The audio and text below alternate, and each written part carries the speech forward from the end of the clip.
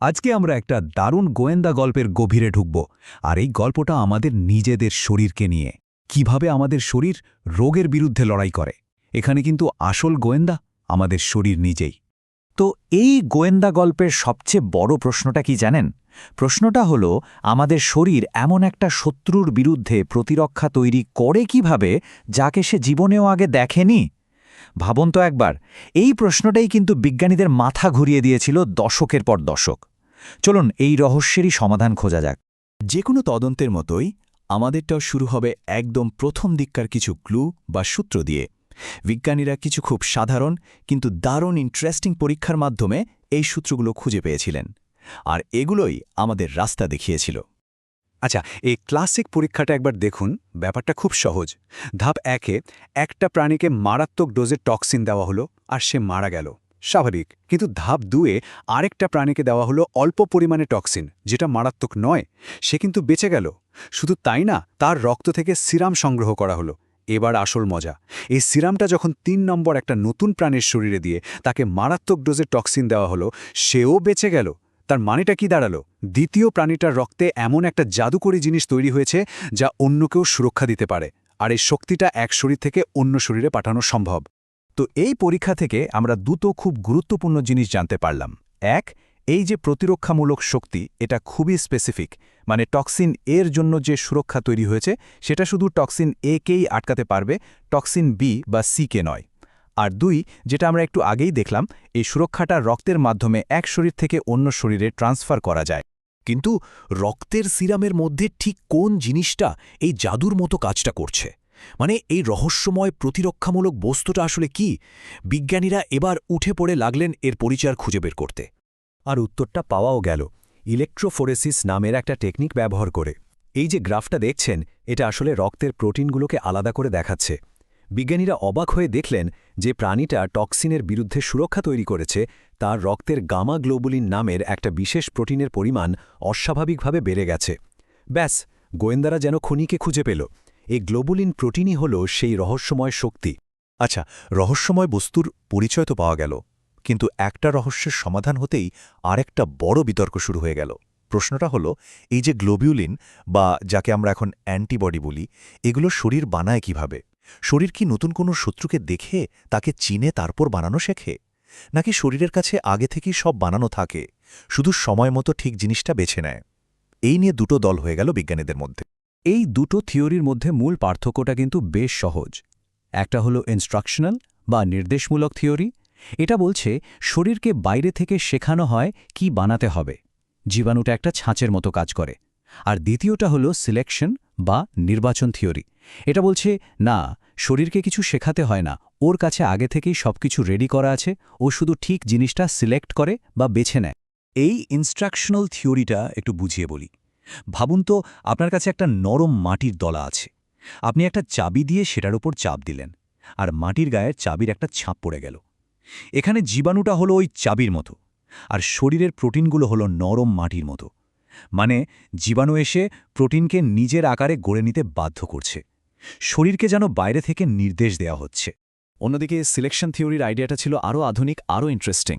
এটা বলছে শরীর কোনো মাটির ডলা নিয়ে বসে থাকে না, বরং শরীরের কাছে আগে থেকেই লক্ষ লক্ষ কোটি কোটি বিভিন্ন ডিজাইনের চাবির একটা বিশাল লাইব্রেরি আছে। যখন কোনো নির্দিষ্ট তালা মানে জীবাণু শরীরে ঢুকে, তখন শরীর শুধু সেই লাইব্রেরি থেকে একদম পারফেক্ট চাবিটা খুঁজে বের করে, আর তারপর সেটার লক্ষ লক্ষ কপি তৈরি করতে শুরু করে দেয়। তো শেখানো হবে নাকি বেছে নেওয়া হবে? এই বিশাল বিতর্কের একটা সমাধান তো দরকার ছিল, আর অবশেষে সেই সমাধান এলো। একটা থিওরি বিজয়ী হল, আর সেটা ইমিউনোলজি মানে রোগ প্রতিরোধ বিদ্যা সম্পর্কে আমাদের ধারণাই পুরোপুরি পাল্টে দিল। আর সেই যুগান্তকারী তত্ত্বটার নাম হল ক্লোনাল সিলেকশন থিওরি। নামটাতেই কিন্তু এর মূল কথাটা লুকিয়ে আছে।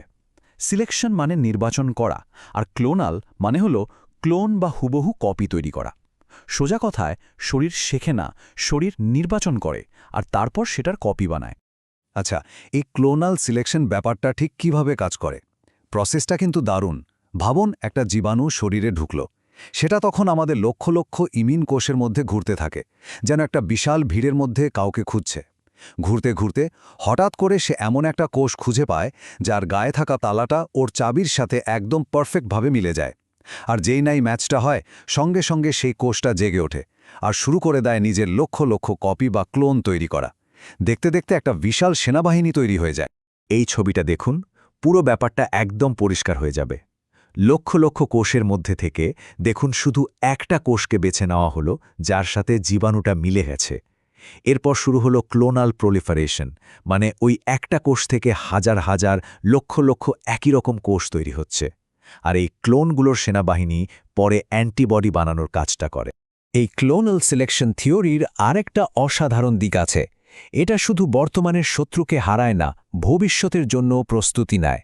মানে এটা ব্যাখ্যা করে আমাদের শরীর কিভাবে পুরনো শত্রুদের মনে রাখে। এই যে আমরা বলি কিছু অসুখ যেমন চিকেন পক্স জীবনে একবারই হয়, এটা কেন হয়? বা ধরুন কোনো রোগের বিরুদ্ধে টিকা নেওয়ার পর আমাদের আর সেই রোগটা হয় না, কেন? দ্বিতীয়বার আক্রমণের সময় আমাদের শরীর এত ফাস্ট আর এত শক্তিশালী হয়ে ওঠে। এর উত্তরটাও কিন্তু ওই ক্লোনাল সিলেকশন প্রক্রিয়ার মধ্যেই লুকিয়ে আছে। আর এই ছবিটাতেই সেই রহস্যের সমাধান আছে। যখন ওই ক্লোনগুলোর সেনাবাহিনী তৈরি হয়, তখন তাদের একটা অংশ লড়াই করতে যায়, কিন্তু আরেকটা অংশ লড়াইয়ে না গিয়ে ভবিষ্যতের জন্য থেকে যায়। এদেরকেই বলা হয় মেমোরি সেল বা স্মৃতিকোষ।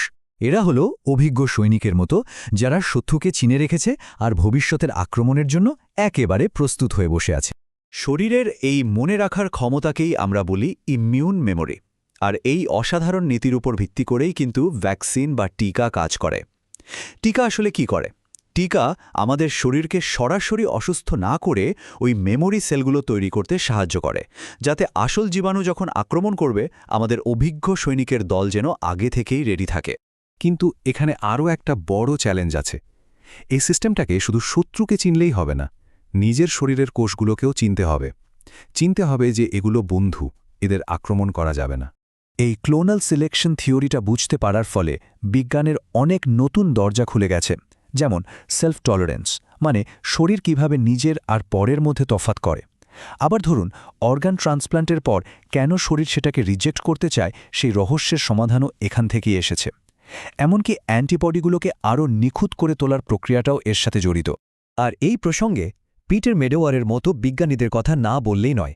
তাকে তো ট্রান্সপ্ল্যান্টেশন ইমিউনোলজির জনকই বলা হয়, কারণ তিনি দেখিয়েছিলেন যে আমাদের ইমিউন সিস্টেমকে এই সহনশীলতা বা টলারেন্সের ব্যাপারটা শেখানো সম্ভব। তাহলে সব মিলিয়ে কি দাঁড়ালো? আমাদের ইমিউন সিস্টেমটা আসলে চেনা, বেছে নেওয়া আর মনে রাখার একটা অবিশ্বাস্য সুন্দর আর নিখুঁত ব্যবস্থা, যা প্রতিদিন প্রতি মুহূর্তে আমাদের রক্ষা করে চলেছে। এই যে অসাধারণ একটা সিস্টেম যেটা আমাদের রক্ষা করছে প্রতিদিন, এর মূল নীতিটা ভাবুন তো একবার। লক্ষ লক্ষ বিকল্প থেকে সেরাটা বেছে নেওয়া, সেটার সংখ্যা বৃদ্ধি করা আর সেই অভিজ্ঞতাটা মনে রাখা। এই আইডিয়াটা কি শুধু জীববিজ্ঞানের মধ্যেই সীমাবদ্ধ, নাকি জীবনের অন্য ক্ষেত্রেও আমাদের অনেক কিছু শেখাতে পারে? ভাবার মতো একটা বিষয়, তাই না?